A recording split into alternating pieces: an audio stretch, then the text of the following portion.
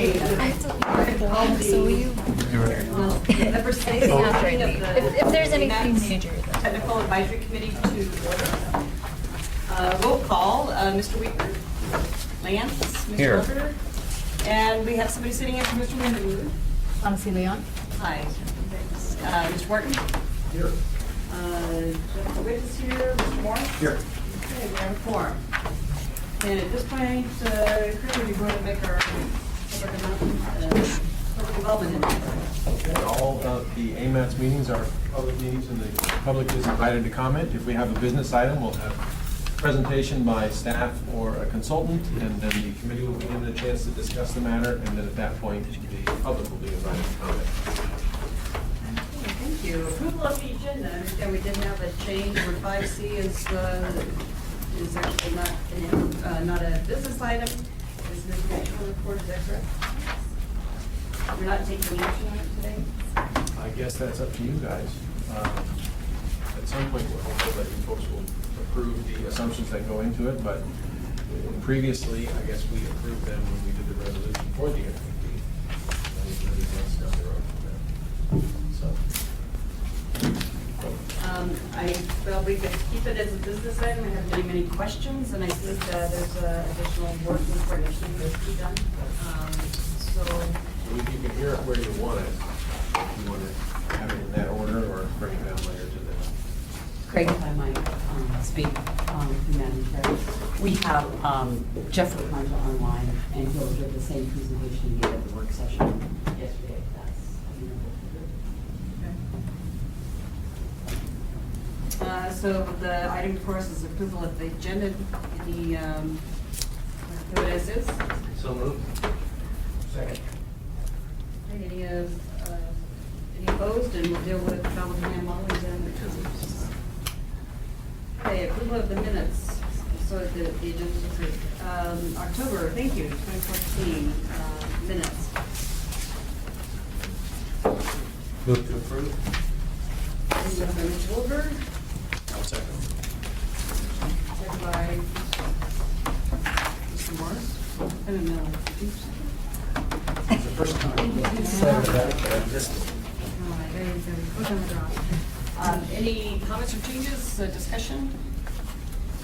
Okay.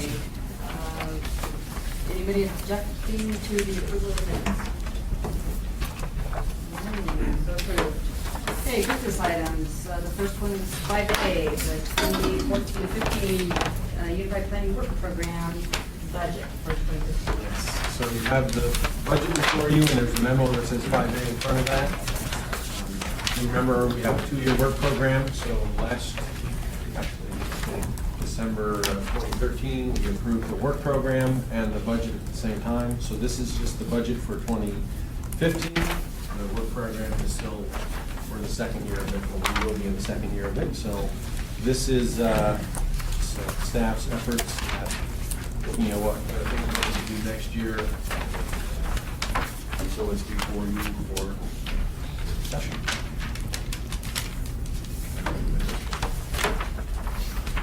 How are we tracking with last year's budget this time? Well, I had hoped to have the quarterly report before you today, but we had some minor requests for changes. What we had filmed, so we had to modify it. So, but we are tracking fairly well along the lines of what we had expected. So I have a question. We're still pretty much on schedule for all the tasks. Yes.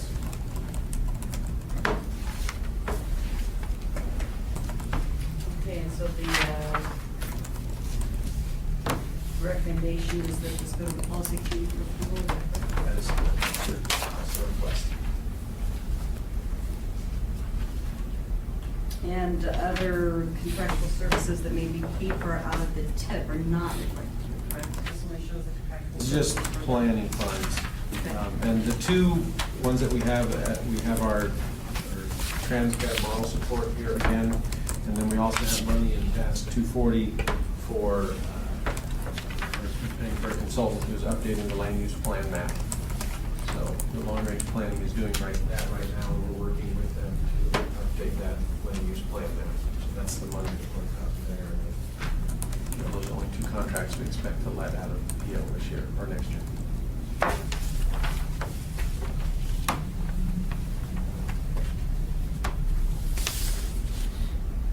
Any questions from the, additional questions from you?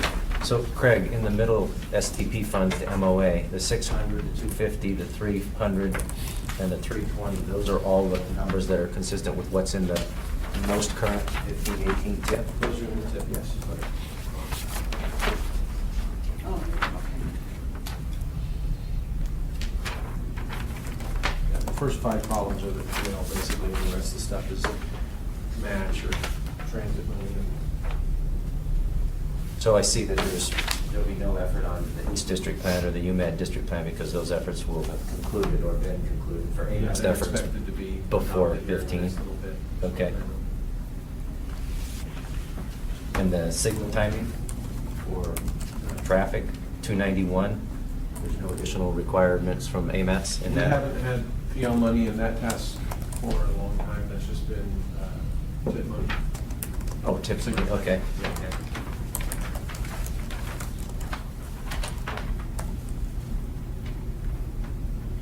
And the staff resources are allocated to complete the task. Yeah, the back of your sheet, the one that's mostly yellow is the hours or weeks, I guess.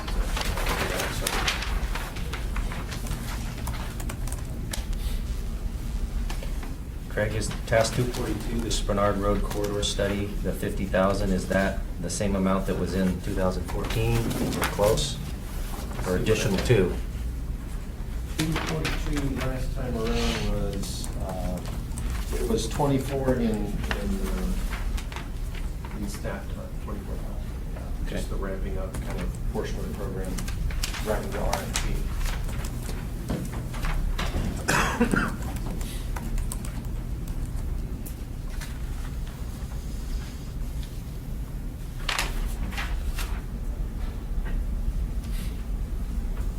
Okay, Craig, another question here, the backside where it shows the staffing allocation in yellow, these are months, correct? So if it's 325, it's 20. That is correct. Okay, so for the Metropolitan Transportation Plan, altogether, it's only 6.75 total staff months dedicated to that task? Right, and if you look at the dollar figure there at the far right, it says 86,962. I realize that the reality is it will probably be more than that, and that's why I moved that number up to an even 100,000. I was just trying to take into account that there'll be more staff time probably spent on that. But, you know, this is the back, this yellow kind of color in the back there, this is just kind of for, it's a worksheet for our best estimates of how much time, but the reality always tends to be either more on one task or less on another, so I was tied to this number, but it's a lot closer than it has in the past. Okay, so is it the intent for this Bernard Road corridor study that would be done completely in-house with 4 months staff time associated with it? or- No, there's an RFP going on, that is in our current tip, the 15 to 18 tip, so.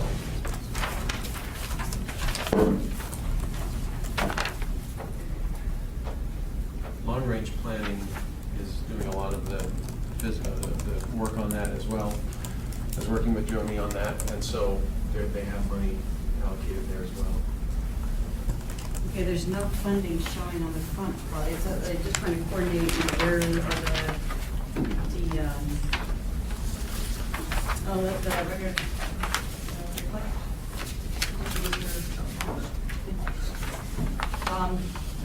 Box. Or,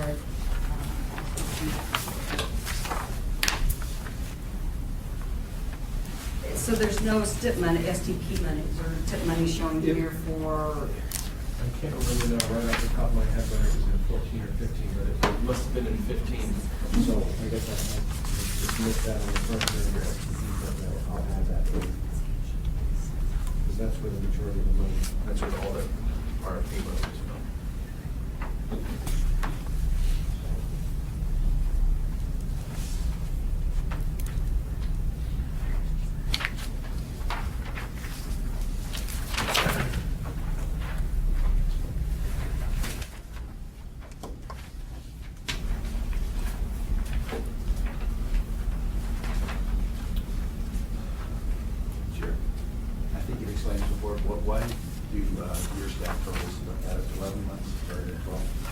You have 2 weeks of paid vacation and 2 weeks of holidays.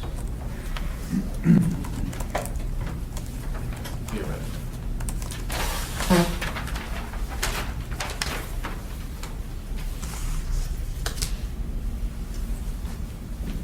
Mention. So the correction on the first page for this Bernard Brewer study, it's about what, 250? I think that's what it was. So I'll add that into that. That would be plugged in there.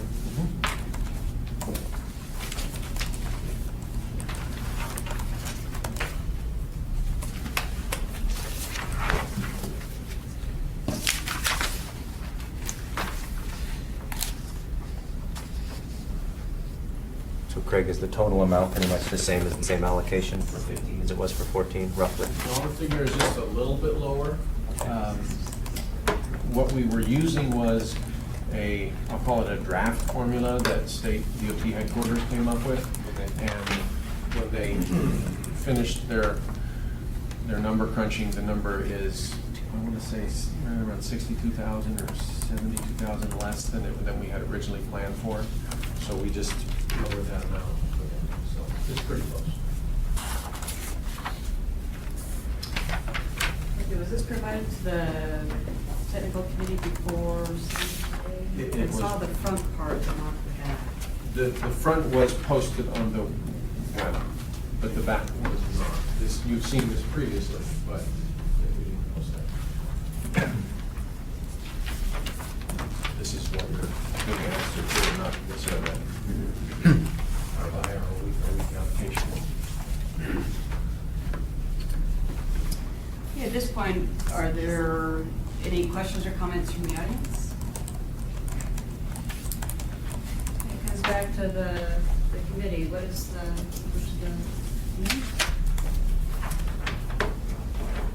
Well, if there were other questions on it, I would just move to accept or adopt.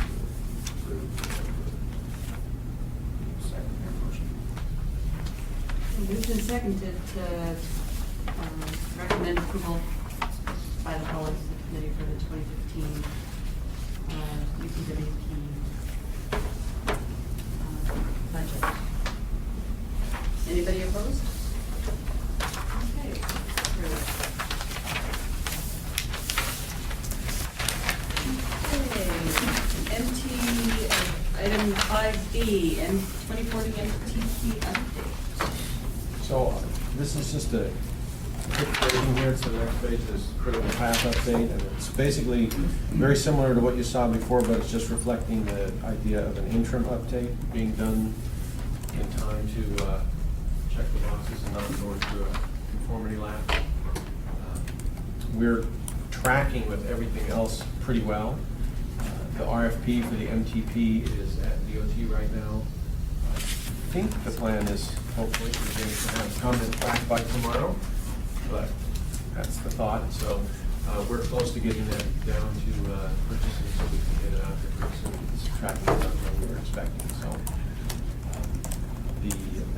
we'll get some more presentations here in just a little bit, but our household travel survey has wrapped up, and so that information is being received. We got some preliminary results.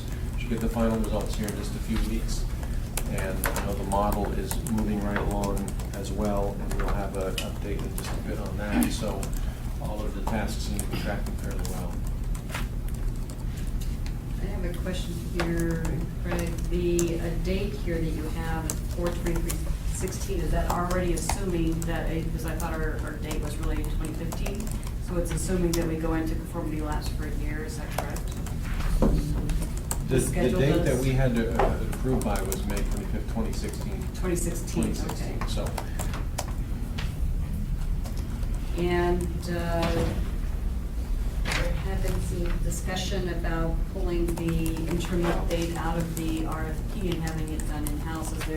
But at this time, the budget that we approved did not accommodate that, right? Looking at staff work efforts and the ability for us to take on that task as well, it was really recommended that we roll that into the RFP as well. I don't think that we would have enough time to get that done with just staff efforts with all the other things that we're working on. Other by that point, 5 or 6 different contracts would be working on. So, Is there any questions of the committee? It's apparently, this is an information item, there's no action. right. This is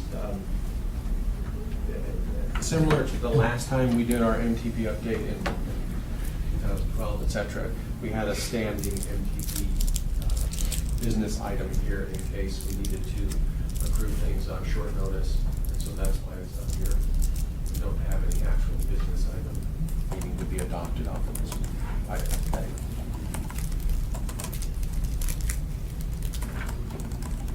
Any questions of the committee? So, just so I understand, so the travel demand model update, the model's supposed to be done June 30th. And then there's a execution of the MTP. What is that? What is that? Does that mean running the scenarios? I'm going to let Teresa answer that because I'm not a modeler. We would run the model for the interim update, just to ensure that that the projections, the assumptions are validated through the model. Of course, hindering no schedule implications with the current model development that may or may not occur in July of 2015. So just be aware of that.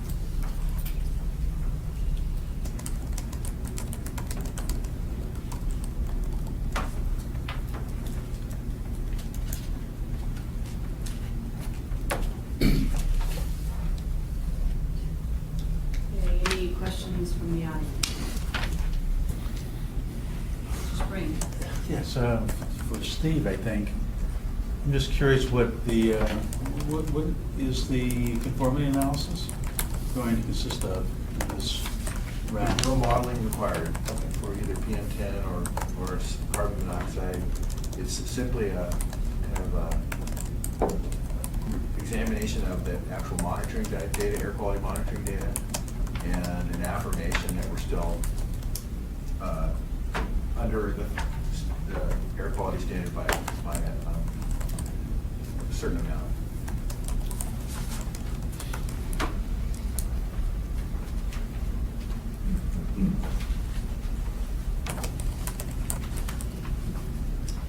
Okay, any other questions of the committee? No, I found it in the text. I was looking for when the NTP for the actual update was going to occur, because it says in the second paragraph, third line down, notice to proceed of March 30th, 14. That is for the contract that will include the interim and the initiation of the new MTP. Is that right, correct? Let me see. That should be 15 then, shouldn't it? I think that you're right. That should be 15. Yeah, that's the. Sorry. Yeah. Okay. And then it will be Getting the an interim.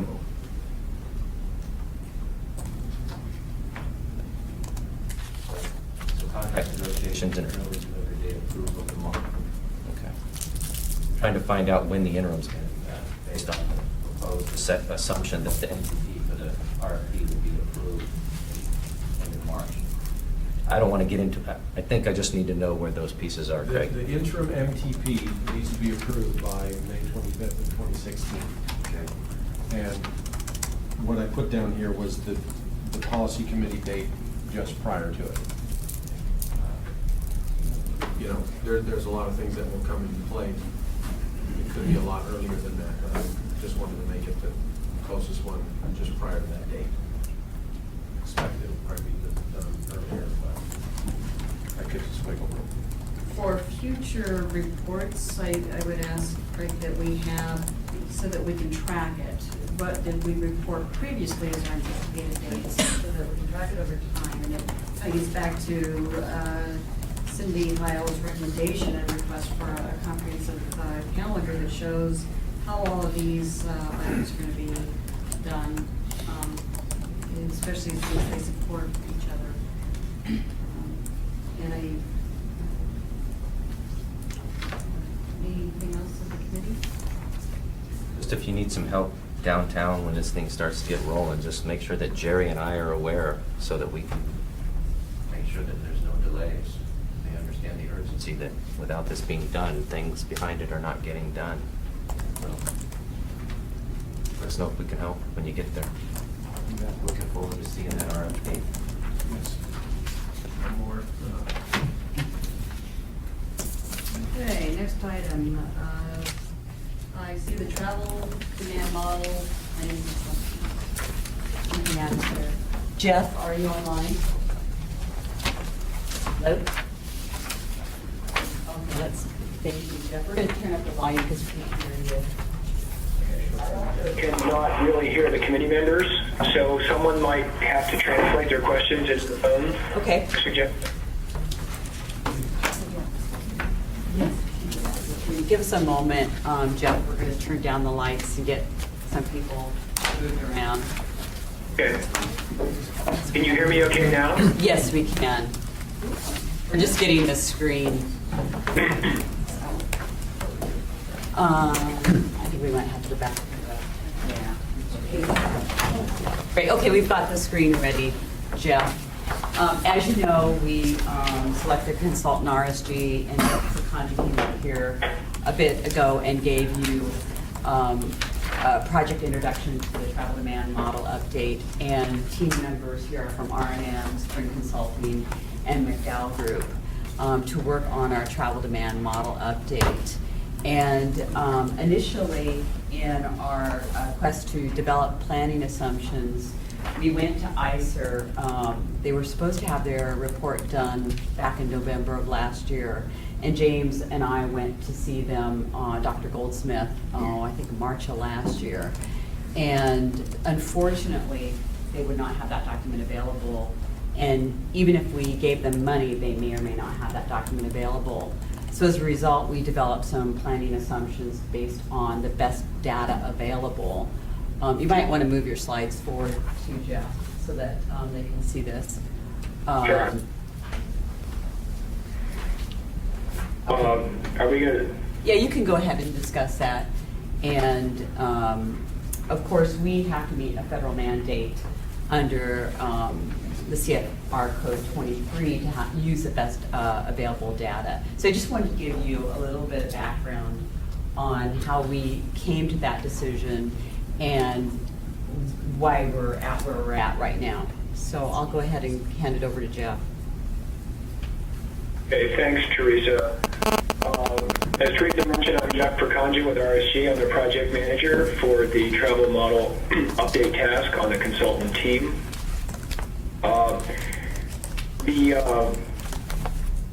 I just want to add a little bit to the history that Teresa remarked. The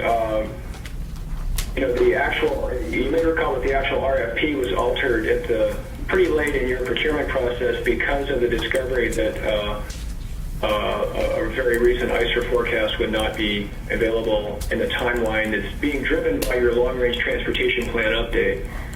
So the presentation that we have for you today is designed to, first of all, explain the future socioeconomic projections that our team has produced. You received a memo last month at your last meeting and a presentation that showed the numbers. And so since then we have received a few questions. I'm going to take some time to carefully explain the projection process that our team used, talk a little bit about some of the process so that it's transparent to you, and then we have the slides that show the actual numbers as well as some additional slides that were designed to answer questions that were received quite recently. So the plan is basically to be sure that you understand what was done so that you have all the information you need to take the action that the AMATS staff is requesting of you, which is to forward the planning assumptions that are in draft form now for use in the actual travel model update process. I'm just going to go back to my outline. We're going to talk about, as I said, the how of what we did. I want to remark very briefly some next steps that are still pending on your action to direct staff to use these planning assumptions. And then, as I said, there's actual summaries of the results that are in the draft memo, as well as some additional material that hopefully will support your discussion of this topic. With that said, I have essentially reduced the memo to outline form in the slides you're about to see, so that it essentially simplifies it in a step-by-step fashion. And I wanted to start by remarking that the memo sections describing things like census tracts and allocating tract population to the sub-areas are really driven by some very simple needs. And I'll explain sort of the geographic dimension of it all to start with, because it makes it easier to understand the rest of the material. For planning purposes and modeling purposes, AMATS and its travel model need socioeconomic data at a couple of different geographic levels. So what we desire to have when we're done with this exercise is, totals of population, employment, and households at the entire region level. And by region, when I use the term region as a modeler, I'm referring to the geographic space that is enclosed within all the traffic analysis zones taken together. Now, because your staff and our team recognize that your area does have some distinctions in terms of economic performance and population growth along broad lines between different parts of the region, we have defined 3 sub-areas: the Anchorage Bowl, Chugiak Eagle River, and the Matsu Valley, which is another area in which we felt it would be valuable to have specific projections so that the final step, which is allocating those projections to the traffic analysis zone level, is done most accurately. And I need to point out that the main motivation for all this geographic work that we did was the fact that the TAS enclosed area does not correspond exactly to all the political boundaries in question. And the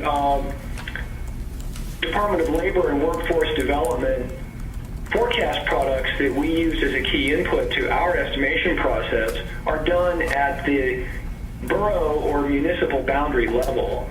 And so the input geographic units that we have to deal with as analysts include the 2010 census geographies, which are really, as I'll show in a map in a moment, the translation step that lets us get from the borough and municipality boundaries at which the DOL works to the actual sub-area boundaries that in our case are defined by our traffic analysis zone system. And I want to point out that for reasons of compatibility, the traffic analysis zone draft that you received at your last meeting borrowed or took directly from the current Matsu Borough travel model its zone system intact. So our Matsu Valley sub-area, when we refer to it in the course of this description today, is really the area that the current Matsu travel model by itself encloses. Having said all that, here's the map. And there's 3 different aspects to this that I want to point out. One of which is that the red outlines are the proposed updated TASs for the AMATS travel model. The orange or gold-colored lines are the outlines of the census tracts, which are the mechanism by which we can translate a DOL forecast product into our sub-area geography, with the caveat that the blue shading indicates census tracts that, as you can see, do not actually become contained fully within our TASs and sub-areas. So that's why the memo spends so much time talking about census tracts and percentages of them that belong within the sub-areas. We basically have to be sure that we are keeping the population that we should keep for the geography that we're analyzing, and not counting the population that is outside of the modeled area. And so I just want to make that clear that this is basically just making sure that we are properly allocating all of the DOL material into our geography. Okay, so having said that, that's just a basic fact of this type of analysis that is often done. It's pretty straightforward, but I wanted to be sure folks understood that. Let's turn to how we actually did the estimates, and I want to thank the McDowell staff who were tasked with doing this work. If you reduce it to a simple outline form, this is how it goes. Our team obtained the population estimates that the current Matsu-Borough model is using for the in-progress plan update, because it was used to help guide some of this geographic allocation, and will be used, I should say, to help guide the actual TAS level allocation, which is going to occur later. So we're not to the point yet. We can't really start allocating to TASs until AMATS staff direct us to use these planning assumptions. So McDowell then obtained the state DOL 2013 estimates of population, which again are at the borough and municipality level, and then using this geographic translation I already described, they allocated the DOL estimates to the sub-areas that we chose to use for the AMATS model. And the product of all this is simply the base year 2013 population by sub-area, and if you total the three sub-areas, you get the total population that is within the modeled region that we're proposing for AMATS. So the next step, since the entire process is driven from the population end, is to look at future year population projections. And again, the latest data product available was the Alaska DOL population projections at the borough municipality level. So the team obtained those materials. They're on the DOL website. The DOL forecasts, however, occur in specific intervals of 5 years, and for our purposes, those years that were most relevant were 2027, 2032, 2037, and 2042, because we, working with AMATS, have chosen to create 2 future years for the updated travel model. An interim year or intermediate year of 2028 and the outlying planning horizon year of 2040. So our team interpolated a straightforward linear interpolation of the DOL forecasts 2 years, 2028 and 2040. And the DOL forecasts occur at, as I said, the municipality and borough level.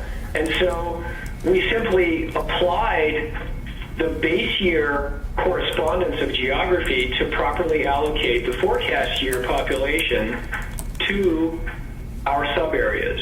So the sub-area boundaries are fixed across all analysis years from the AMATS model perspective. And the product of this step was the future year population projections by sub-area, which again can be totaled to give the total regional population. Now, having done that, the means were available to turn to estimating employment. Again, the team obtained labor force data in the base year of 2013 from DOL, which is again by sub-area. And from that, and the population already estimated, calculated a labor force participation rate. After doing that, the labor force participation rates, which are specific to sub-area, were applied to create total employment by sub-area. And at that point,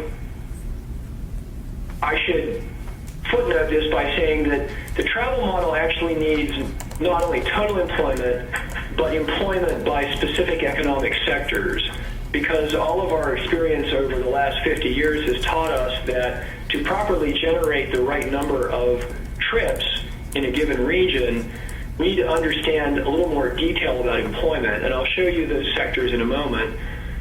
To break out total employment to sector level then, the team assembled a variety of data, some of which was already in McDowell's hands, including DOL firm employment data that is geocoded given the firm's address to give location information, but also because of the firm type is known, that data clues us into the actual economic sector in which that firm's jobs should be categorized.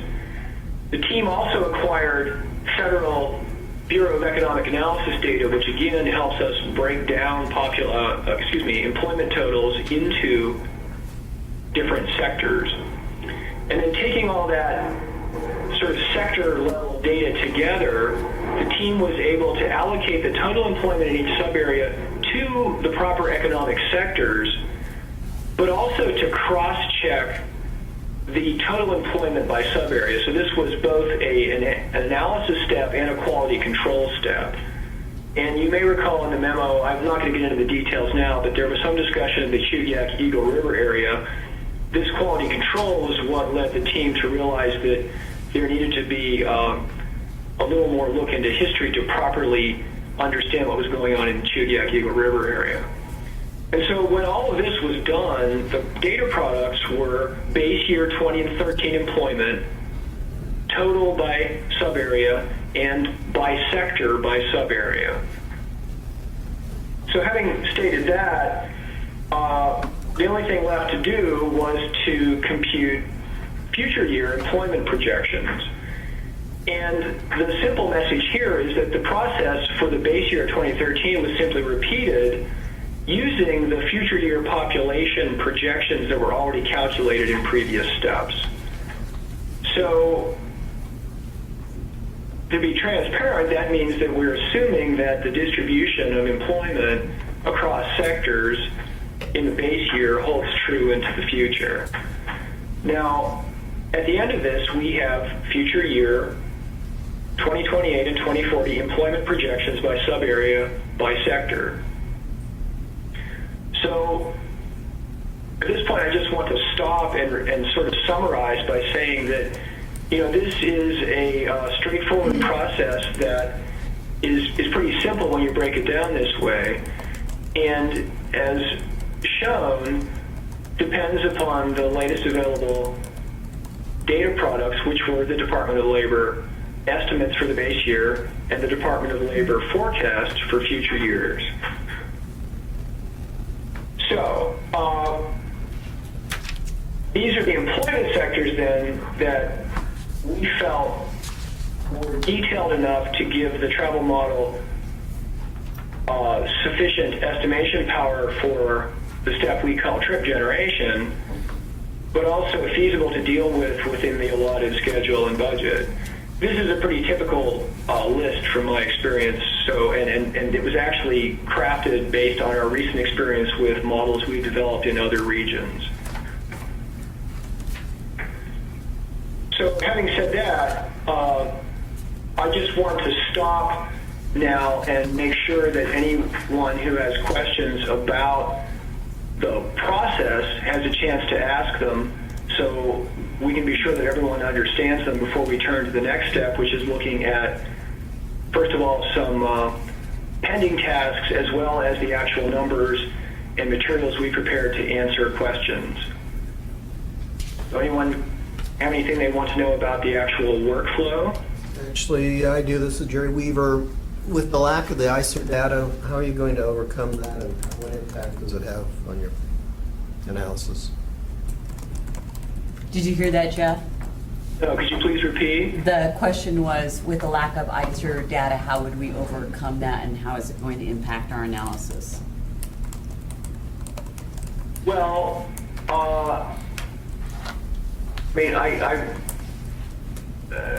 let me say this.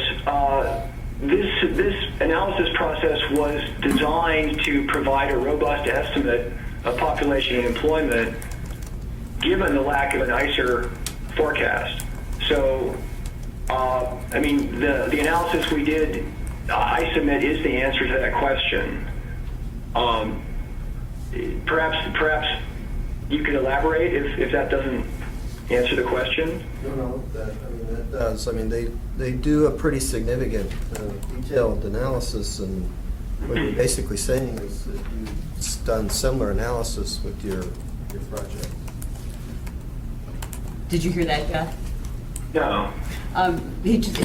Jerry Weaver just mentioned that ICER usually does significant analysis, and just was asking or commenting that your analysis for the projections undertook the same level of analysis or scrutiny. Did I get that right?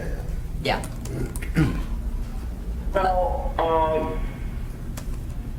Ed Hunsinger was able to be with us yesterday. I understood that he couldn't make it today, so I will speak to some of the points that he made yesterday. I mean, clearly this is not a replica of an ICER forecast, and as Teresa already pointed out, the budget was not really available to attempt to replicate an ICER process. Having said that, the DOL estimates are based on, population cohort techniques that explicitly acknowledge assumptions about things like in-migration. So when they're looking at a place like the Matsu-Boro or Chuviak-Eagle River subareas, they're looking at historical data as well as assumptions about future in-migration, which I suggest are essentially designed to acknowledge economic activity. But our process is a population model driven process. The ICER process, and I will speak to it briefly. It's not really for me to explain it to you, but my understanding is that the ICER process is an economically based process which sort of starts from an economic or employment perspective and then gets to population. As Ed and I have talked together and in front of the TAC working session yesterday, both processes are considered to be valid in the field. They just start at different places. And so, the team believes that the process that we use, starting with DOL estimates and forecasts, is reasonable for your purposes. But clearly, I just want to be honest, it is not done the way ICER would do it. That satisfies my question. Thank you. Thank you, Jeff. Jeff, this is Jennifer with DOT. I have a number of questions. Maybe I'll move close. Can you hear me? Yes. Okay. The questions I have to do with how to reconcile this approach with what the Matsu-Boro has done using their regional model had been based on the model in which the AMATS last MTP was based, and then was also using the same ICER, building on the census data. And I've noticed, though, in comparing the assumptions that the projections you have for the Matsu-Boro for population is 25,000 less than what the borough is assuming for itself. And I think that's where we got wrapped around the axle with the last MTP update, was the need to be consistent in how we, between Anchorage and the Matsu-Boro, how we assumed, being consistent in our assumptions for growth. And so I don't, and that is the challenge and the problem without having the ICER projections that do take into consideration some of the growth that is expected out there, something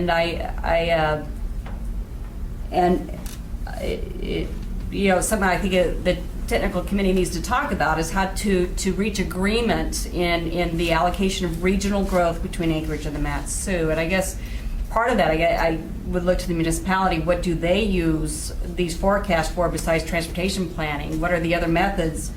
What is the approval for the, I mentioned there's forecasting that has to be done all the time for revenue projections for property values and things like that. So I don't know, Jerry, how, or Lance or other folks, how does this compare and what is the, for the demographic assumptions for the rest of the municipality? I don't know. I think she was talking to you. Well, No, I had that question is how is I it? know. Facetious. And if we don't, maybe that's just something we just need to be. We need to talk about that internally because obviously, there has to be the consistency there. And the municipality uses that data across departments. The DOL data or just whatever the accepted ICER or whatever it is, huh? Both. So this would, if this is adopted by AMATS, it might be used, or it needs to be consistent, I guess. It would need to be consistent as.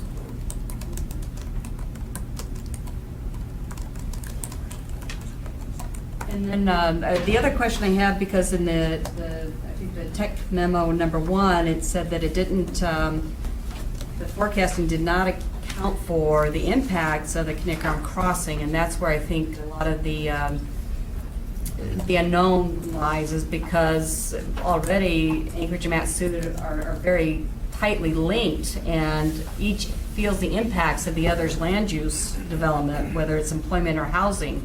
Employment at this point being mostly in Anchorage, and housing availability being more plentiful in the Matsu. And so once that bridge comes into play, that relationship becomes even more important, and having a common understanding and planning for it, I think is going to be really, really important.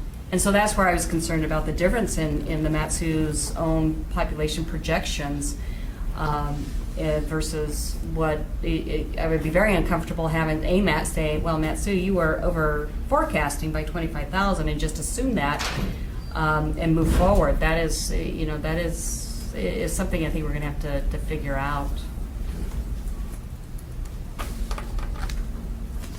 so can I Okay, follow? so Go ahead.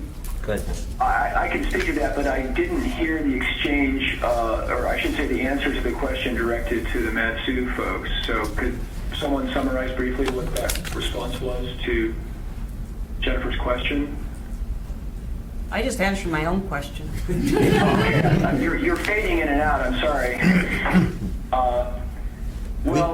We don't have so it. Let me, there's a couple questions I think wrapped up here, the core of which being the fact that there are obvious differences between the different future projections in use in various parts of the overall region.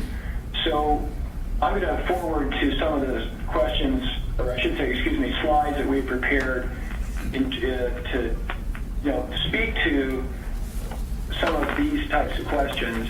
But before I launch into some of the numbers, let me remark a couple things that Ed and I and my team brought up at yesterday's working session. First of all, the AMATS is an MPO under federal law with a planning area that formally includes sort of Anchorage, but not the Matsu Valley. And so the, for the reasons that you have already stated, the fact that there is a lot of activity and travel back and forth. We're still here. Yeah. Okay, sorry, there was some strange glitch in the line. The AMATS travel demand model and planning process acknowledged that reality by internalizing the Matsu area and Shugyek Eagle River. I mean, we all know why that's necessary and why that's obvious. But I just want to point out that the formal boundary from the federal perspective does not really, include the Matsu area.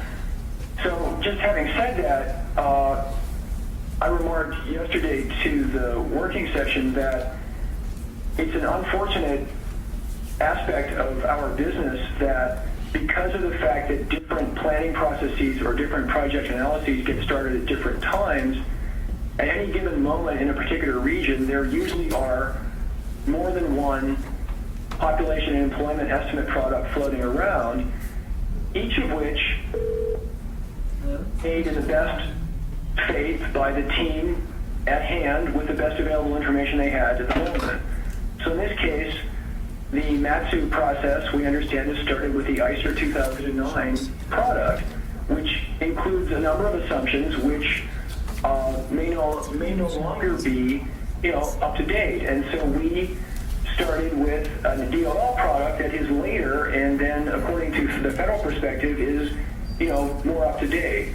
Is either one right or wrong? Well, in my professional opinion, no. They just started from different places. And one of your members remarked yesterday that we simply would be wise to be able to explain that. And let me take a crack at that right now.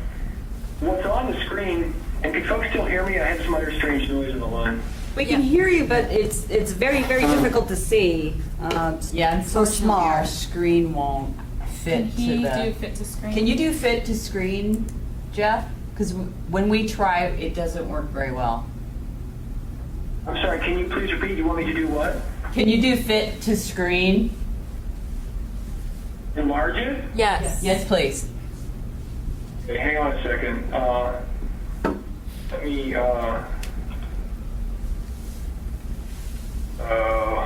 James, is this what you have see if I copies? can make it bigger doing this. Let me do that. Okay, let me, bear with me a second. I'm going to reset something and try to make it bigger. So having done that,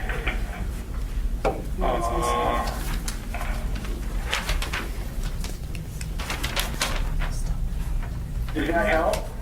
No.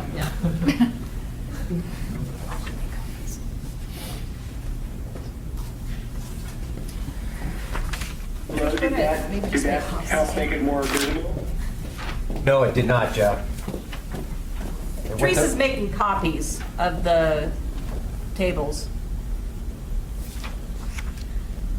My apologies for the limitations of their own technology here.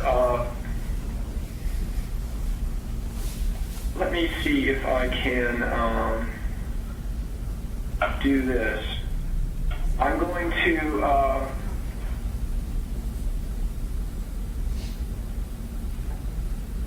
do this, and then I'm going to zoom in, just try to zoom in just to the tables. Come on. Why won't it let me zoom in more?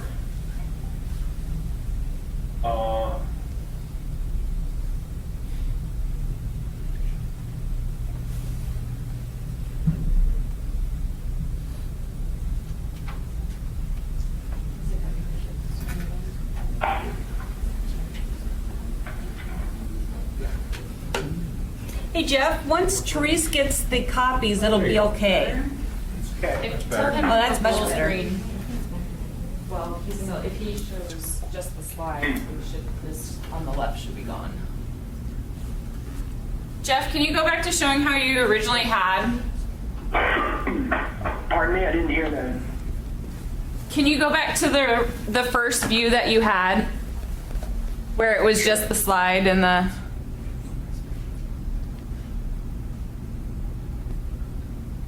There. And then make sure that the background's not showing. Yeah, that'll work. Better? That's no better.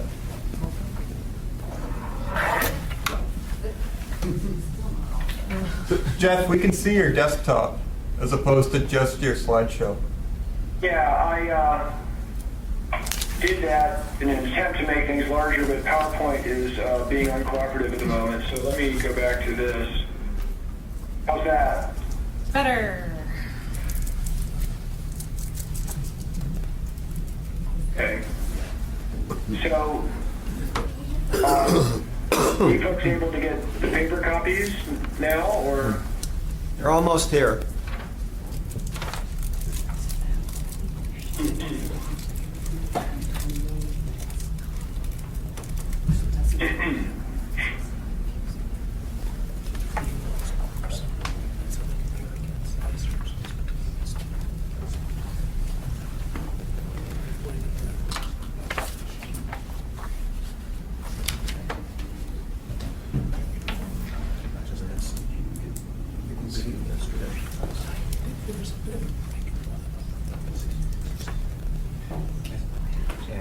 John.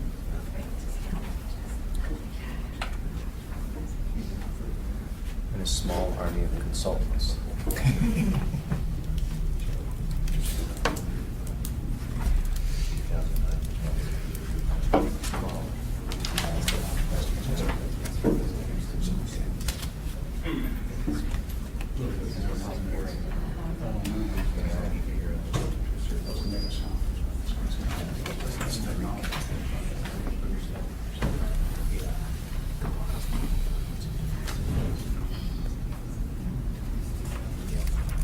Hey, Jeff, this is Lance. While we're waiting for the copies, I have a simple question. Is there a reason why, or maybe you thought about, I mean, our MTP, we're looking at a 2028 and a 2040 horizon. And if the DOL information's at 2027 and 2042, why didn't we just use 27 and 42? I mean,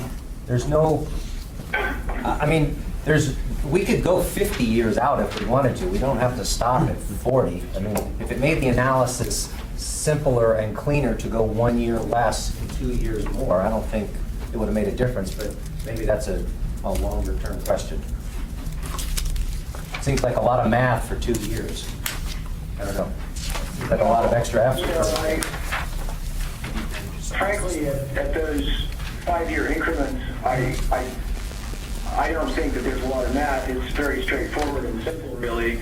And our understanding was that AMATS desired the 2040 planning horizon, so we have planned for that. Okay. No, we never In that case, the 2028 year makes essentially 15 years out from our base year, which gives you a reasonable intermediate point in which to do analysis for midterm types of planning questions. Okay. So the short answer is it was driven by the 2040 choice of horizon year. And second of all, I don't have any qualms at all about, the lightweight interpolations of the forecasts. Yeah, I was just thinking if it made the analysis quicker to compare apples to apples rather than have to extrapolate a year down and then 2 years up, 1 year up and 2 years down, I don't think it really matters to us.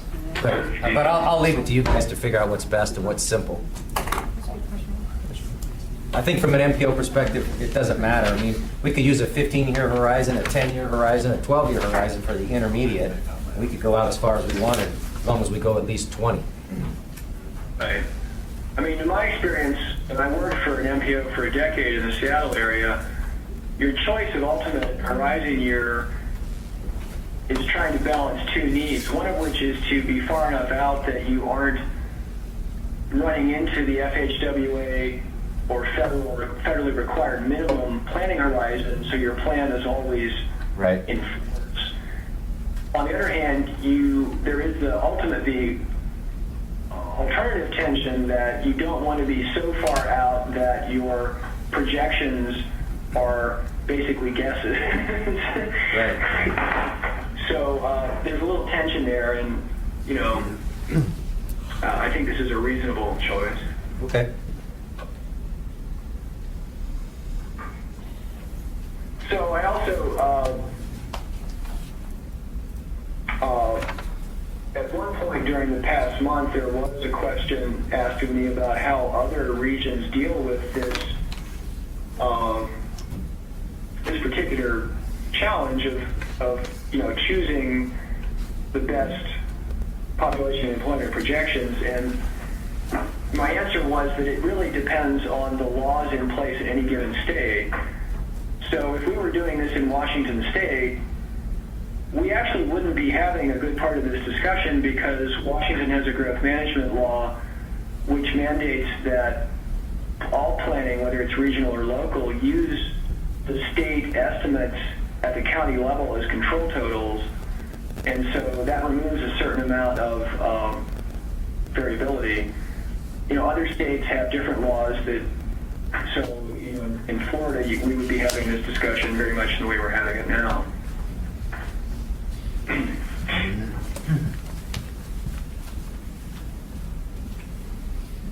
So, someone will have to let me know when we have the printer material back. They have it. Okay. All right, so I'm on the slide that's headed AMATS estimates and ICER to, for our own purposes in cross-checking our work as well as to answer questions, we did examine the comparison. And on the left is a table of population in the 1 year in which the ICER 2009 product actually aligns with our estimates, 2028. On the right is the same table but done for employment instead of population. Now the columns, first of all, break out on the left of each smaller table our draft estimates in year 2028, and then break out the three different ICER scenarios, the low, base, and high scenarios, with the rows breaking out our sub-areas, except for the fact that from ICER's perspective, the division between Anchorage and Chediac-Eagle River wasn't made at that time. So the Matsu Valley numbers, of course, are both estimates treat by themselves. So rows are geographies, or in the bottom row, the total. And really the main takeaway, and this is part of the answer to Jennifer's question, is that if you look at the estimates that we're proposing now, they actually are within the range of the ICER overall scenarios. So on the population side, they're somewhere between the low scenario and the base scenario that ICER created, roughly halfway. And also on the employment side, they are roughly halfway. And so given the variability in timing and various assumptions that feed these estimates, from an analytic perspective, and having done this for a while, I would say that the estimates that we're making are really within the right ballpark, or I should say within the same ballpark as the ICER product, given the evolution in time that has occurred around some of the estimates that ICER made. Now, it's true, having said all that, it is true that we did tabulate the MSB level numbers from the current MSB model against ours. And the footnote to this slide, this is the one headed MSB and AMATS estimates, is that these numbers aren't in the same years. So it's sort of an apples to watermelons comparison, and we need to be aware of that. But on the left two columns, we have the current MSB 2010 estimates versus the 2013 draft estimates before you today, with the rows being total population, total employment, and total households. Now, this is all within the MSB sub-area from our perspective. The right two columns have the 2035 MSB number and the 2040 proposal before you now.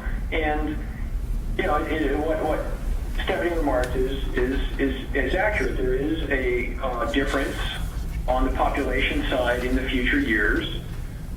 The AMATS estimate is actually pretty comparable to the MSB estimate for employment. Households basically track population for the most part, although there is a change in household size over time, but the difference in households really just mirrors the difference in population. So just to be transparent, there is a difference. In my opinion, the difference is explainable just by the evolution of assumptions over time since the 2009 ICER product was made. So it's not like anyone's being bad. No one has done anything wrong. It's just that time has moved on and we have a new understanding now of the assumptions. So going back to the sort of the ballpark slide as I think of it, I think this is really, these two slides together are the answer to Jennifer's question. Yes, there are differences. The differences are, explainable by the different techniques and assumptions and the change in time from when the estimates generated their data. So as members remarked yesterday in the working session, I suggest it's just incumbent upon us to be transparent about what was done and to be prepared to explain to stakeholders, why the numbers differ. And I come back to the fact that I've had to do that every region I've worked. A project level study in Seattle, we had the light rail studies and environmental impact statements, which had slightly different numbers than the regional plan. That was because those were project level efforts.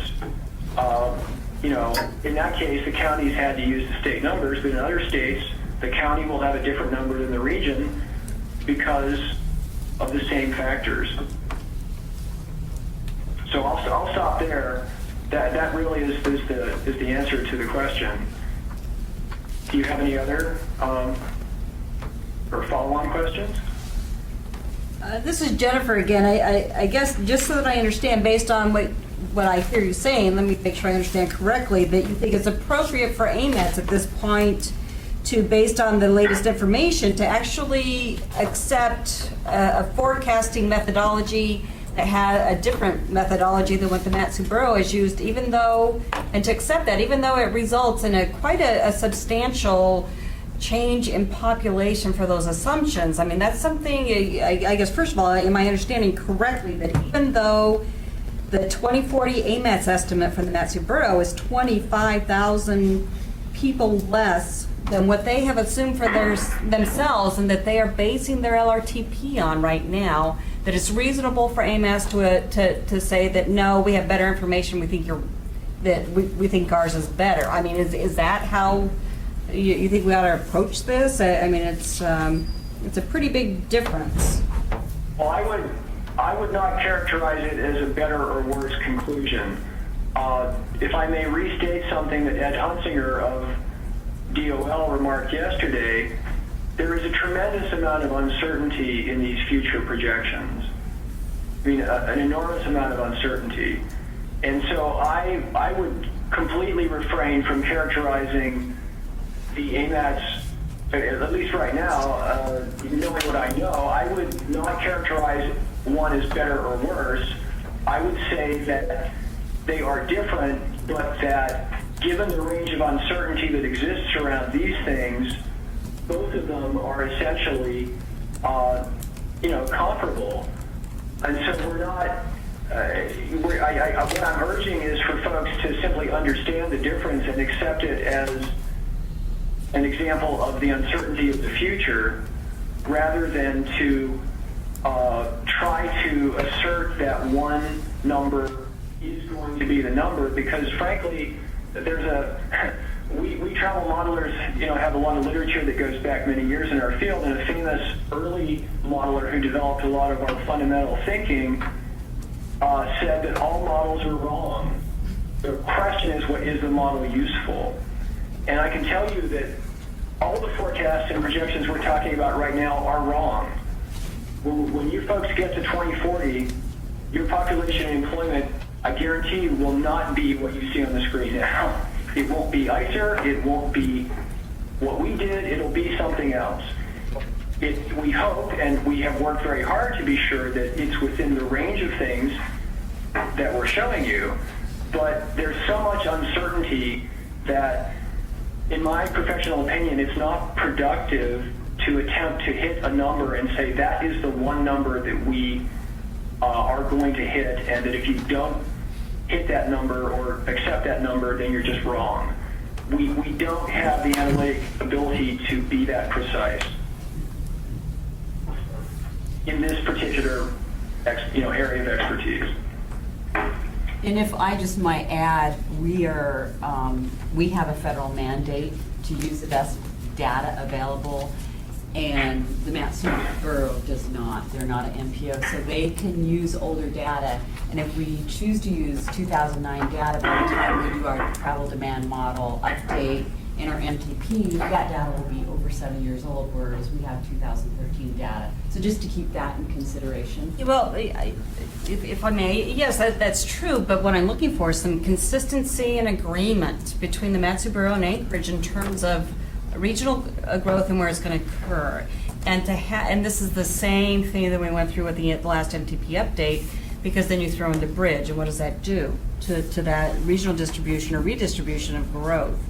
And it's, I understand the mandate, and yet I also was involved in the Matsu Borough's update, and the update is of the Matsu model for the Parks Highway Alternative Corridor, and have a good appreciation for the level of detail and that it calibrated very well, and that it's and that at the time it's all of its assumptions for Anchorage were Anchorage's. They were not the Matsu Borough's, saying we think we're going to take more growth, and that it's there wasn't that. And so I think it's going to be important as we move forward with this effort to ensure that there is some regional consistency in assumptions, and that and I guess that's where the committee's going to have to talk about how to proceed and achieve that, because it does not do.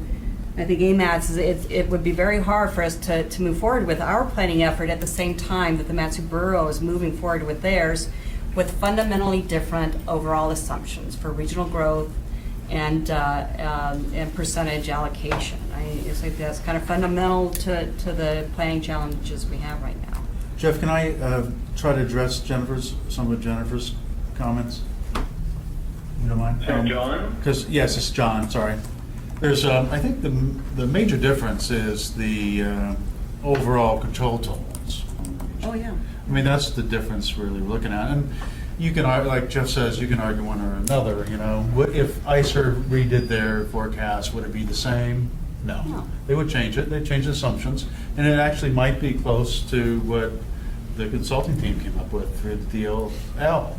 The other two aspects of the estimate involve distribution between the Matsu Borough and AMATS, and you touched on that, and we didn't really give you a slide on that, but the distribution is not that different between the ICER forecast and the DOL forecast. As Jeff was mentioning earlier, DOL included a substantial amount of in-migration in the Matsu Borough.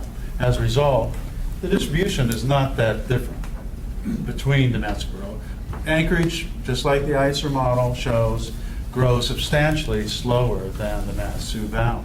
The majority of the growth is going to the Matsu Valley in the DOL estimate. It's not like Anchorage is capturing more than compared to the ICER. It's very, very close. Also, for this third part of it is the allocation within the Matsu Borough and Anchorage. Our project team is proposing to use the exact same distribution that the Matsu Boroughs use within their TAZ structure. We're just going to take the new control total for the Matsu Borough and apply it in the same proportion that the Matsu Borough did for their TAZ based on the ICER projection. It's going to be exactly the same proportional growth by TAZ. So we're using their assumptions exactly. So however they distributed it, it's going to be the same distribution in the Matsu Borough. The big volatile thing there is going to be whether or not that bridge is built. Because where is that growth going to occur? And there's only so much growth that we're talking about. That's a good point. But I'm assuming that the Matsu Borough included that type of scenario and the way they distributed it. In fact, I know they did. They anticipated the bridge, and the distribution, according to the model, shows that But you look at the impact. significance of that assumption, that's bigger than anything else that we're talking about. If that bridge is not built, that growth's going to go someplace else. So while the model in Anchorage might not be as reflective, it's certainly on the Map C side, it's gonna blow up. Didn't you say already, though, that the projections out in 2042, the distribution of population between the borough and Anchorage is about the same in the DOL projections and the current MAT2 projections? And if you assume that the MAT2 projections included the bridge, then it's sort of taken care of already. I mean, maybe not explicitly, but as it happens, the distribution. No, it wasn't explicit exactly, but because of the way they developed their estimate, it included a substantial assumption regarding in-migration, which in effect is very similar to the same population control totals that ICE arrived at, explicitly using the bridge as an assumption.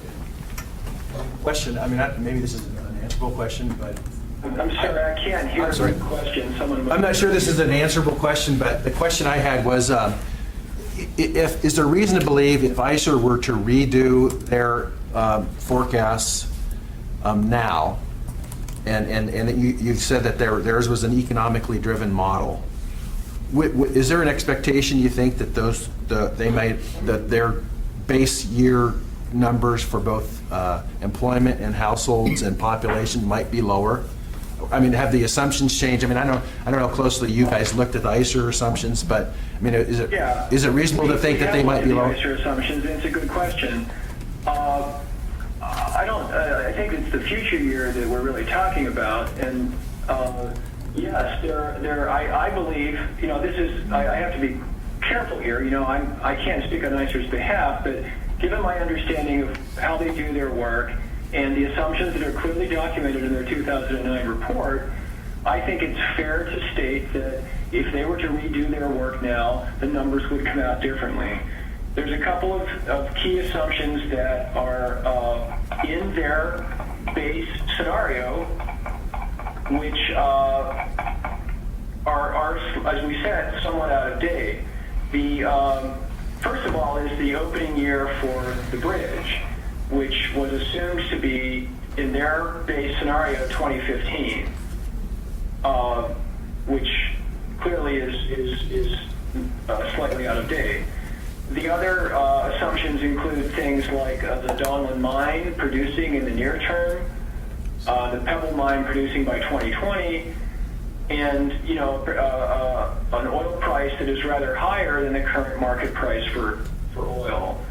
So those are some examples of assumptions that, as I said, at the time they were made, presumably quite reasonable. Now we have we've advanced into the future from the perspective of 2009. We have a better handle on the likelihood of those things occurring in a certain time frame. And so, yes, I think it is fair to state that the ICER product would inevitably be different.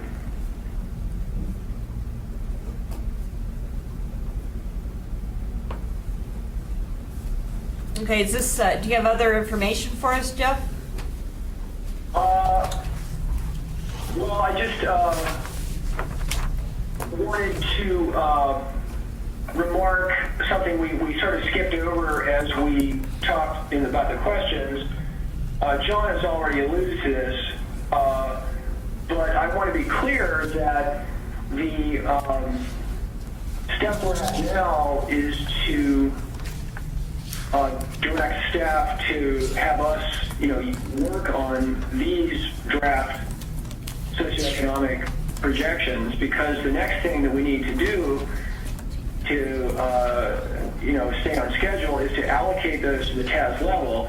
And as John pointed out, we propose to use the allocation pattern that the Matsu is using in their current model to allocate within the Matsu Valley, and similar data, including that geocoded material that I referenced earlier, to help allocate within the Anchorage Bull and Shugiak Eagle River.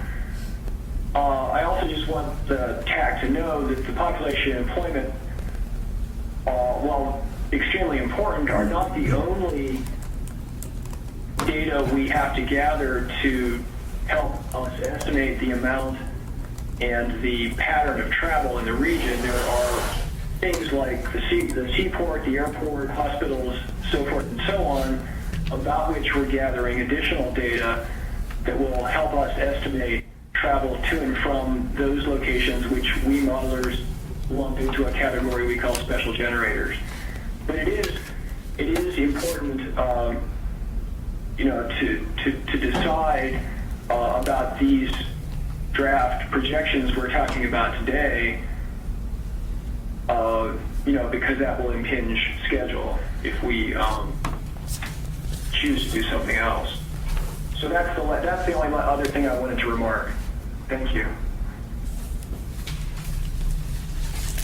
Okay, are there questions that the committee has of Jeff while he's on the line? I have one, Jennifer. Just a general question. Maybe it's a comment. Jeff, I know you've worked in a lot of different places. I know that you've experienced some, large projects, and I don't know if our staff has conveyed to you the sport that we have gone through in this MTP with Connect Arm. So it might seem trivial, but this issue of consistency of numbers that Jennifer brings up is the thing that we will get challenged at if people like our plan or don't like our plan. If they want to build a bridge or if they don't want to build a bridge. They'll take our numbers to the legislature against the Cabada's numbers to the legislature. So this issue about consistency is really important. So I actually believe that the method and the time and the way in which you've generated the projections for our MTP are good. I'm not saying the MATSUs are bad. I'm not even saying theirs are right and we should match theirs, because I don't know how they did theirs, but I understand how we are doing ours. So I understand that there's a difference in 5 years of assumptions. I mean, MATSU did theirs 5 years ago, or at least 5 years ago. Well, 2011, actually, very more recent. But they're using 09 numbers.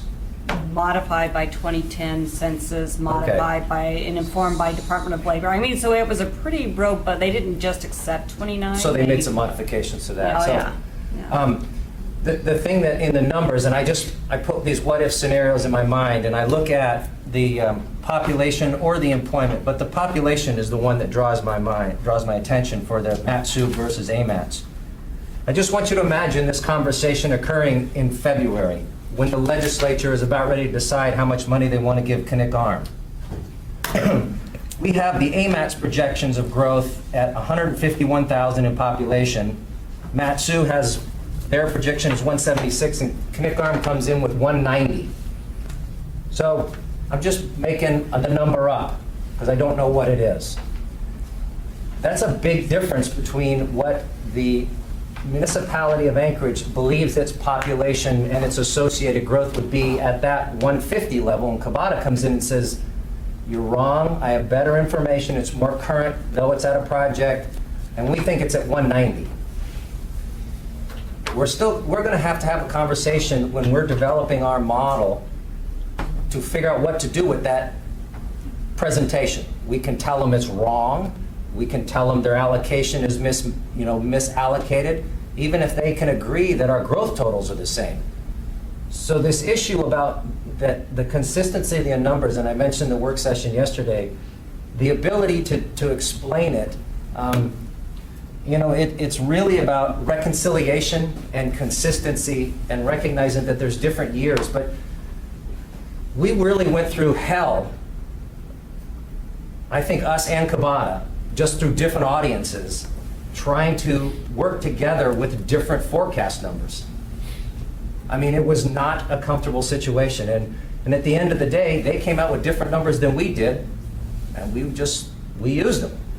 And so since we went through that, this MTP process, the staff and the technical committee has been working to figure out, making sure that those three entities, as I think Jennifer, the MATSU, AMATS, and Cabada, sit down and agree that these are the basic assumptions that we're going to use. So have you guys, and I know that you've worked with, had some conversations, I mean, if we showed these growth assumptions for Matsu, assuming we're using longer years and more current information, not that they would accept it, but are they even aware of it?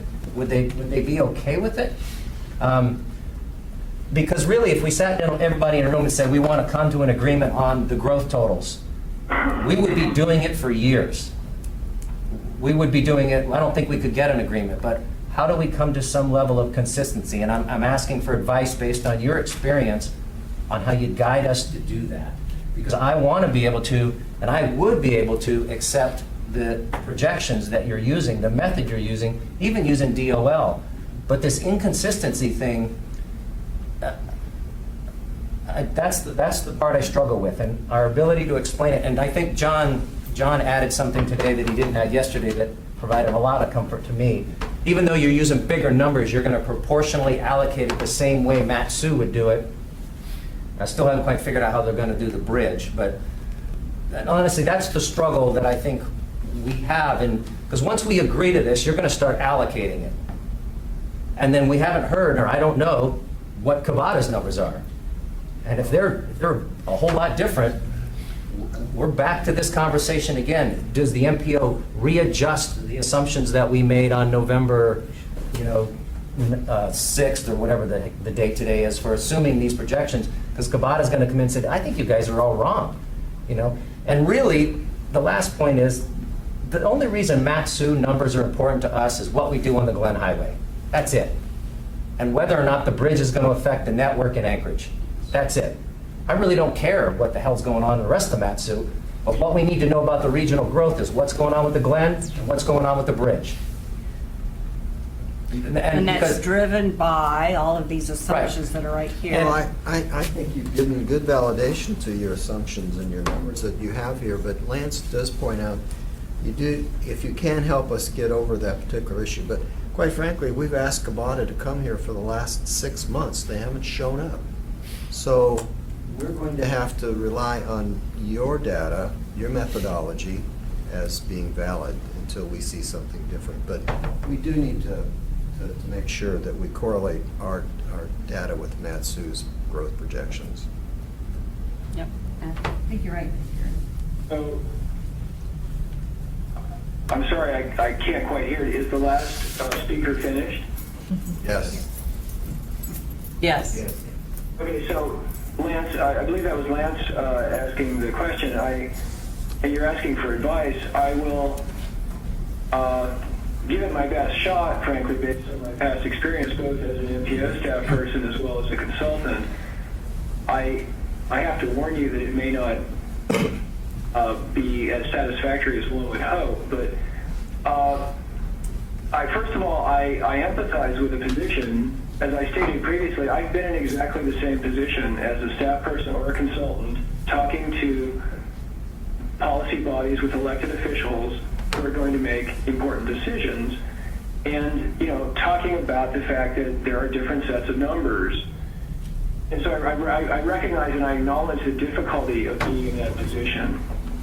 But you've used the term consistency, and I want to reiterate and make clear, if I didn't make it before, that from an analytic viewpoint, given the state of the science we have for projecting future population and employment, I am arguing that our numbers are actually consistent with the MSB numbers, allowing for the different time periods and the different assumptions and the range of uncertainty.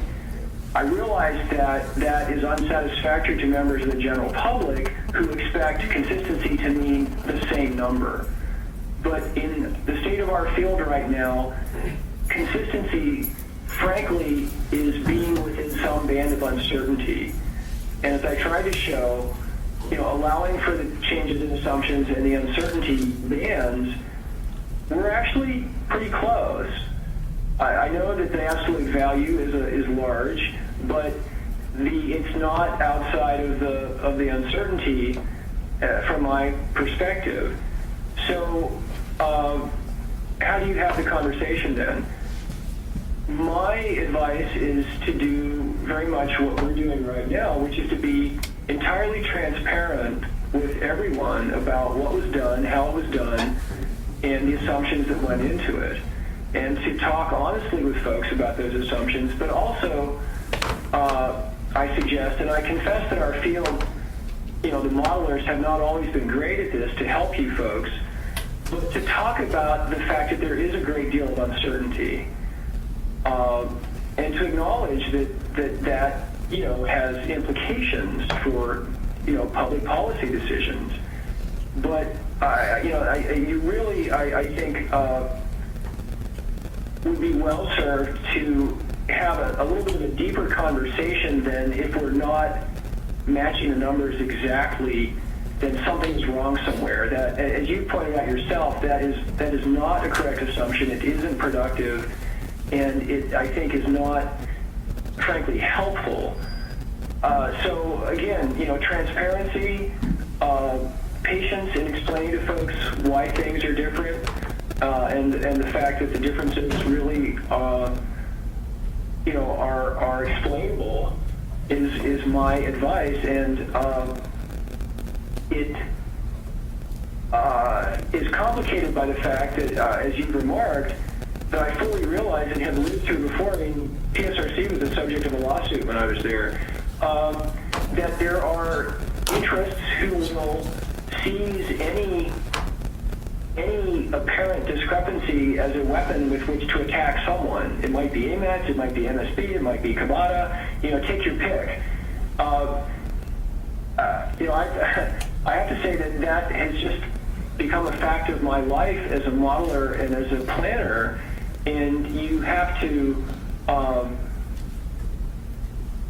speak to your public honestly and transparently, in my opinion, and acknowledge that there will be people who are just looking for opportunities to attack, and to a certain extent, those folks, it's not that you can dismiss them, but it's just a tactic. They're not actually operating on substance. They're operating on a tactical perspective, and so if you kind of develop means of being respectful to them, but kind of filtering what they say appropriately. So anyway, that concludes my advice given my experience. I'm sorry it's not a magic bullet, but it's what I have used. Okay, if we're done with the presentation, I guess we can go ahead and move back up. Any other questions from the audience for the consultant? Thank you, Jeff. Not a grenade. Thank you, Thank you very Jeff. much. Thanks.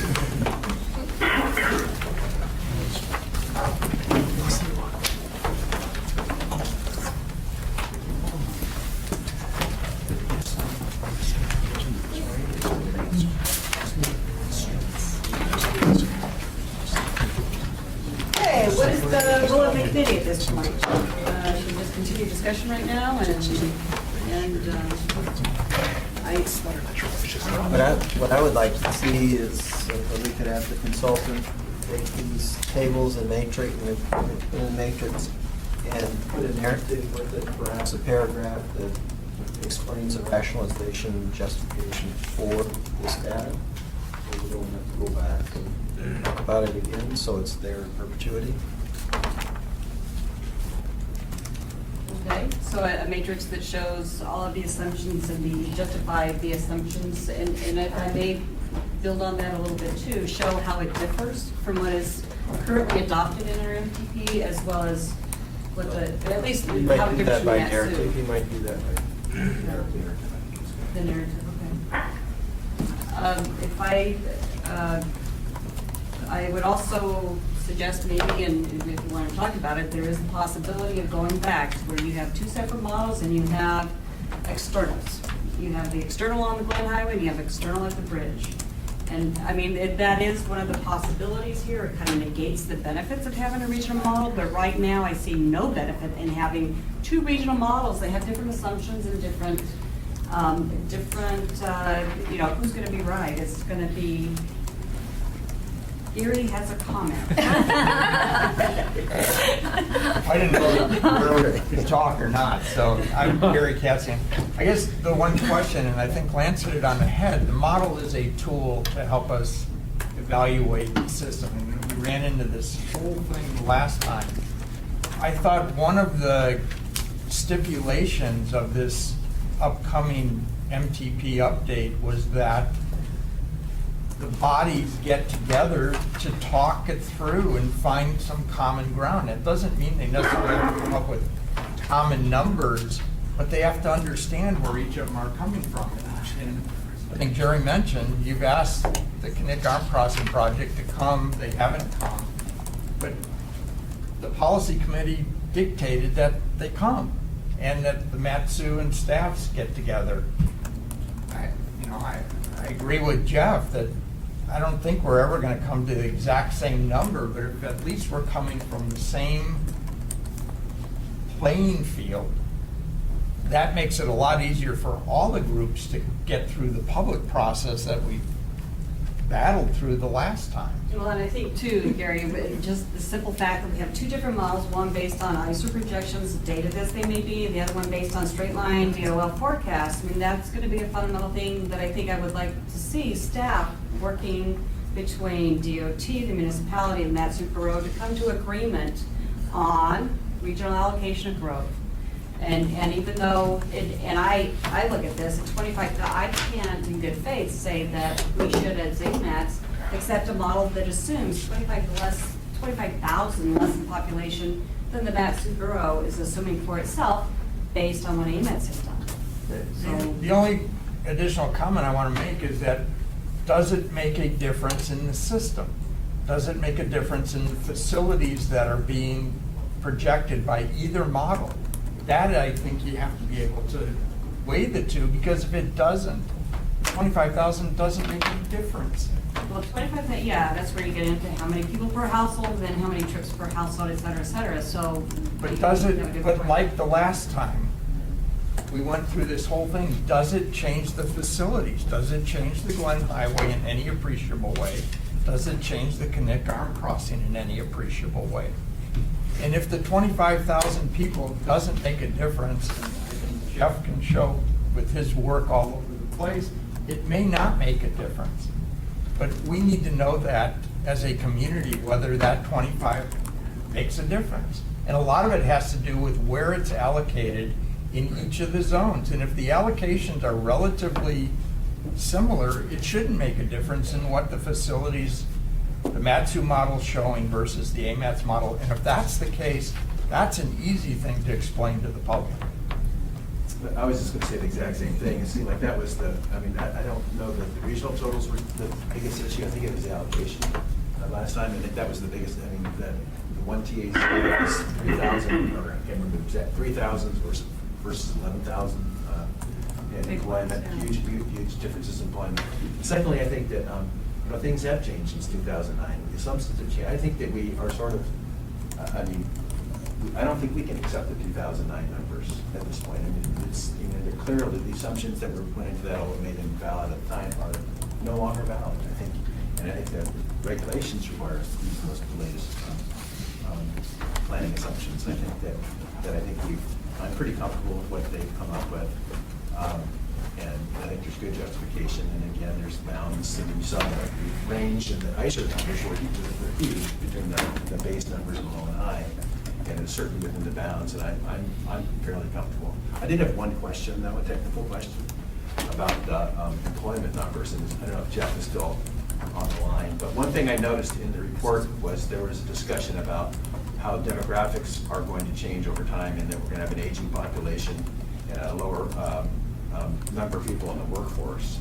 But the base numbers, the regional numbers of employment actually grow quicker or faster than population, slightly. And I know these aren't huge differences like 25,000, but I just had a little hard time reconciling that narrative with the bottom line, that the employment numbers actually grow a little bit faster than the population. So that is a question that I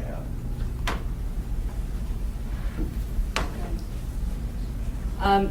Jerry, you had also mentioned that there would be a need internally for the municipality to look at these forecasts to see what other implications there would be. We use it extensively in developing the update land use map, zoning districts, and we use it for comprehensive planning extensively. So this data that we're talking about right now. And so if how do we want to proceed at this point? It sounds like we have a recommendation for the different way of comparing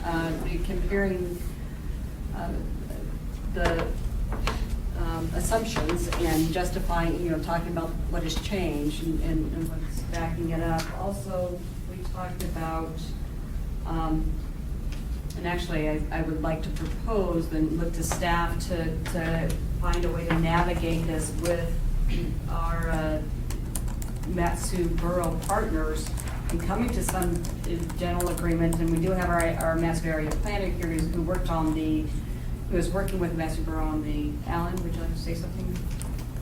Has AMATS made an official request to the borough to come and talk about their LRTP?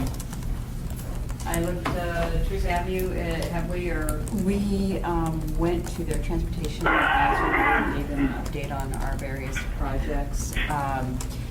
Initially, they've been in the loop on some of the initial discussions. When we developed the RFP, we brought them to the table for both the household travel survey and the travel demand model update to begin those discussions. At that time, Central Region determined that they were on a different planning schedule, so we didn't work together jointly on those RFPs or that funding. But we certainly could do more outreach. I agree with that. But the borough hasn't come and given a presentation to AMATS. No. We haven't invited them asked them to. to. So actually, that might be, because I think what's going on with the Matsu Borough right now, in response to the funding that they got from their assembly to look at specifically the land use impacts of the bridge, that they have now some scenarios that they are going to be doing. They did look at some cluster development that can then be modeled as a scenario as part of their LRTP. And so there is an opportunity to be working, the question is how. But I guess what I would suggest for the technical committee to ask of staff is to get together and find a recommendation to navigate through these differences. And I will say that I am very uncomfortable having two regional models out there being used to drive two federally funded long-range transportation plans based on at least recognizing there's a reason for there to be a difference, but to ensure that it doesn't have any substantive impacts on what is primarily a federal aid system. Are you saying that something's occurred in their planning process since, it's probably been 5 years ago when USKH did their planning model for them, had various scenarios?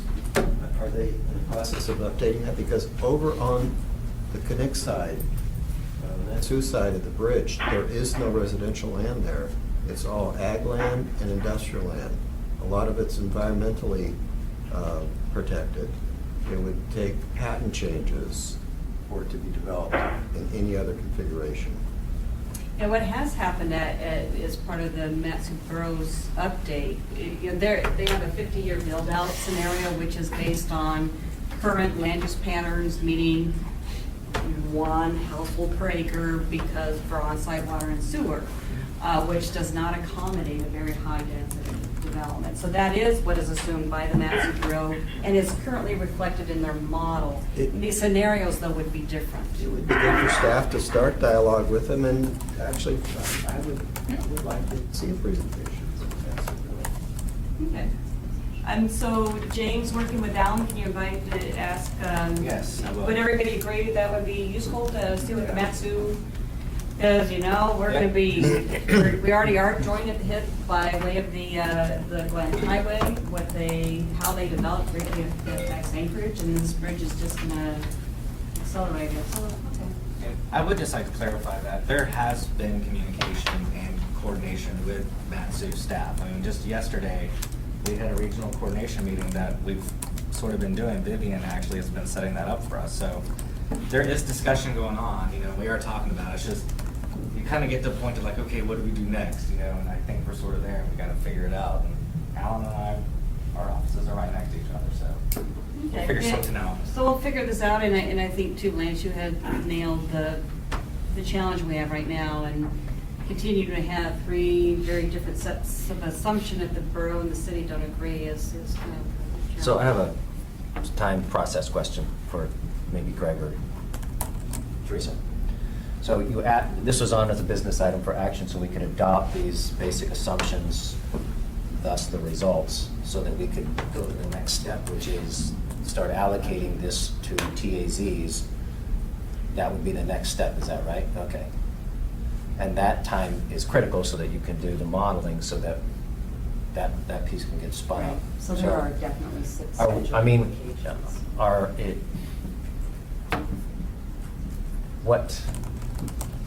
What would be your recommendation for a time frame for us to work in within this, what the committee's suggesting? I mean, are we looking at a week?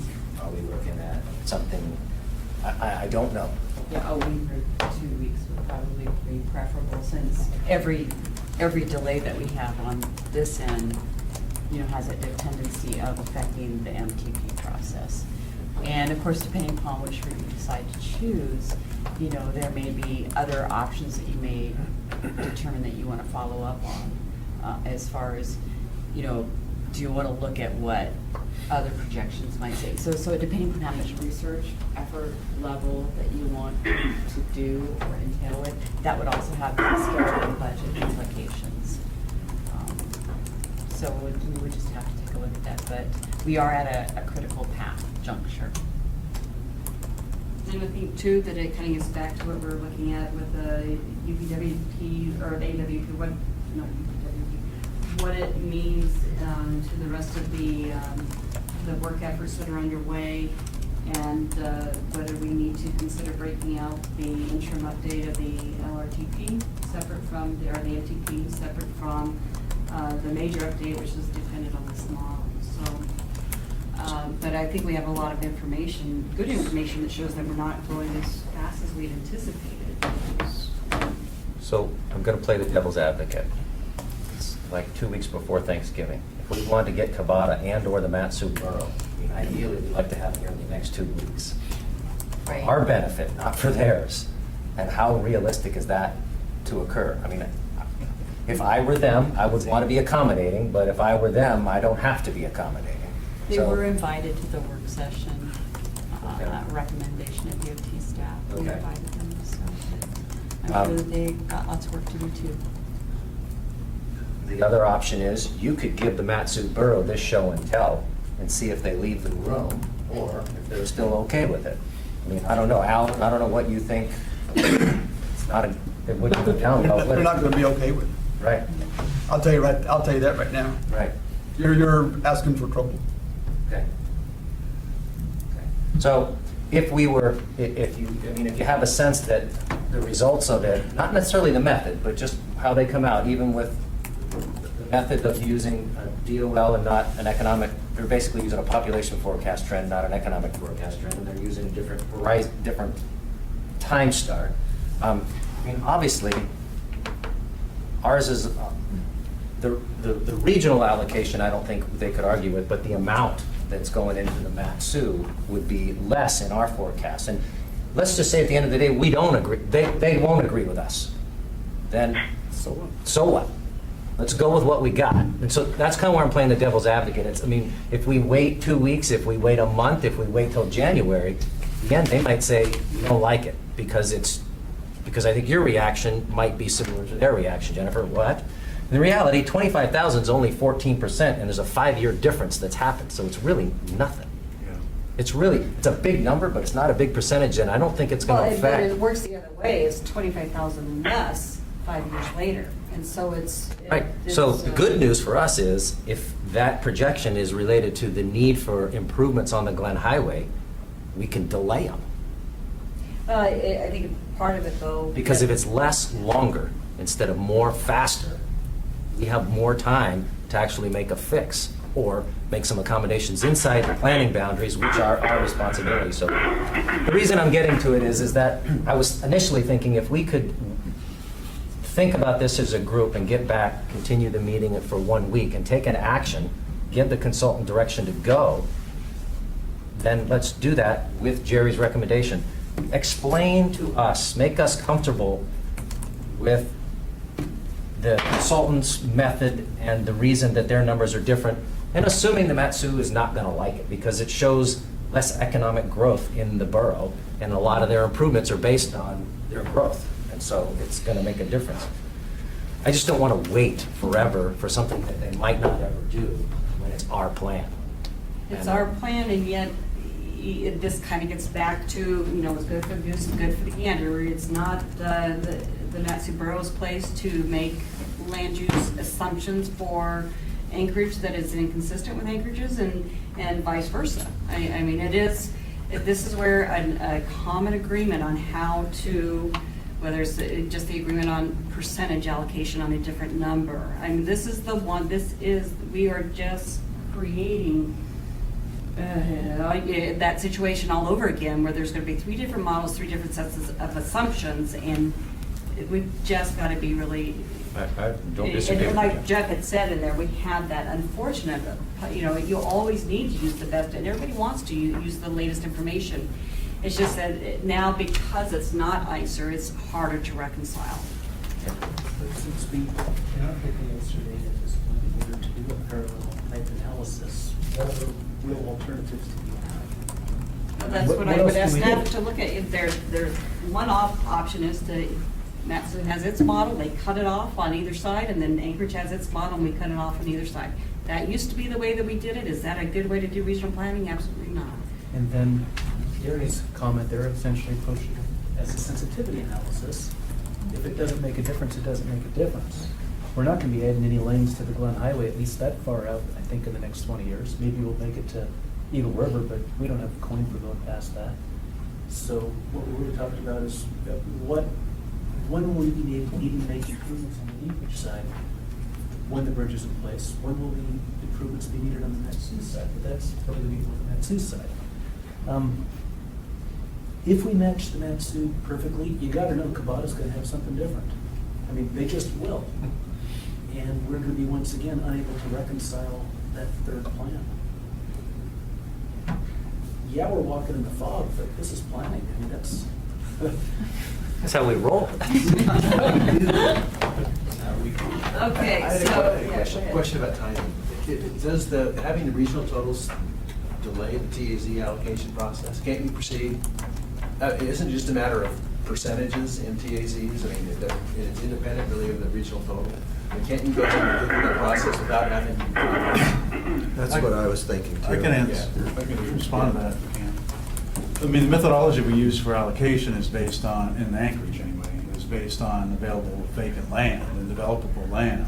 And that takes quite a while to get that data and set up the spreadsheet for that. And after that, it's pretty much a matter of plugging in the regional control tools. So you can proceed without having a final decision on regional totals? We can do a substantial amount. It's been a long time. Hey, I'm sorry, I hear discussion about schedule, and I'm not hearing all of the conversation. That's intentional, Jeff.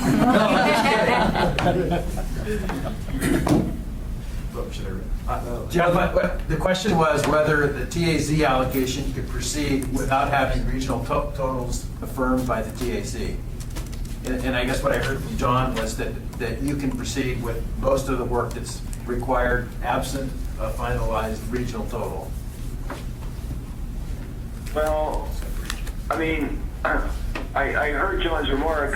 He and I discussed this in light of the fact that the original schedule had us actually starting the TAZ allocation last month, and so we concluded that we, for the absolute critical path is the base year allocation, and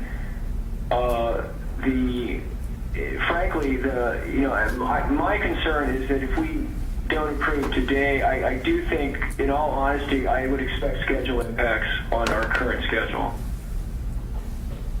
Just to be honest with you, I appreciate John's thinking that, there's setup work we can do, we can get all that started, but we sort of realigned some things when, at the end of last month, when it became apparent that we needed to have more time for you folks to discuss this. But I would have to say, in all honesty, I think there would be schedule impacts if we take more time. I'm not trying to prejudice your decision. I'm just saying that John and I can discuss tactics to try to stay on track if you guys want more time to discuss this. There are certain prep things we can do, but if we take more time on this, I would not feel comfortable today promising that we can still hit the June 2015 deadline. Do we have a question here? So it's a general body question. So timelines are a major consideration at this point, and the general sense from the audience was that the Matsu Valley is not going to be happy with anything that they see coming from here, from us anyway. Is that the general sense that I'm getting? Because if so, why don't we just put it for a vote today? I mean, if the likelihood of the valley buying into whatever numbers that come out of this committee is nil anyways, then am I in the proper position to move for acceptance of the numbers as presented here today? You're free to put a motion on the floor. I think I was getting a sense of the conversational notion before I make such a motion. See, I'm comfortable to a great degree. I just want some more validation and explanation so they can be justified in the future. But we do need to have that follow-up discussion with Matsu, and I think it's ancillary to what we're doing here today. Yeah, and I would agree. I could say that I would not support adopting the numbers today because this is the one thing that will impede our ability to be successful in this MTP update. So since it's 4:30 Yeah. plus, and we have a couple business items, I just put this out there, and then maybe we could continue this meeting until next Thursday, take this item up, get the memo, we can get some, I think a resolution even like we had before.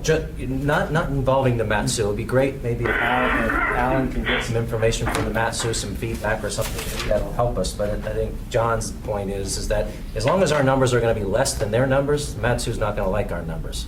So that's okay. But if we could continue this for 1 week, we'll just continue the meeting. So it's just the same meeting. We don't have to advertise differently. Just take this matter up, get what Jerry asked for, use these numbers, explain it to us, and say this is why the numbers are different. Based on that, are you willing to accept the numbers so that we can move forward? And then we're only down 1 week. Hopefully Jeff and John and crew can be accommodating to that. We can be respectful of this. And if we can't do it, then I think we're in trouble. I mean, we're in trouble with, we have to rework the schedule, we have to rework a lot of things. We don't need policy committee action on this, I don't believe, or do we? Actually, that's what we should talk about. It was pivotal. It was critical to our last. Okay, so maybe we do. MTP We'll make a recommendation to the policy committee that we've looked at these things, these are good assumptions, we should move forward with these, and then figure out what we're gonna go, where we'll go from there. So my motion, and whether or not we want to do, if this board appointment is key today or not, Craig, I don't know. But given the time, I would move that we continue this meeting until next Thursday at 2:30. Do we have a second? Second. Anybody opposed to continuing the meeting? Okay, so moved and approved. The meeting is continued, and I think too that the discussion between DOT, Matsu Borough, and AMATS staff needs to continue this week because of this very assumption, and look at alternatives. You know, what is the alternative? Accepting their assumptions on the Matsu side and accepting ours for here because, but then again, I think this is the challenge. We are connected, we need to be in agreement on some different. Just real quickly, Tracy, so Right, we have Dina Schneider online with Cambridge Systematics, and I just want to, she was going to do a presentation on item 6A, information report on congestion management process, to check for availability for next Thursday. Dina, are you there? Yes, I am. Do you have availability next Thursday to meet us in the conference to provide an update on the congestion management process. Sure. What time on Thursday? Is it Tuesday? Around the same time? Yeah, I believe so. Okay, thank you so much. Oh, no problem. Thank you, Jack. Okay, thank you. We're adjourned. We are continuing. Okay.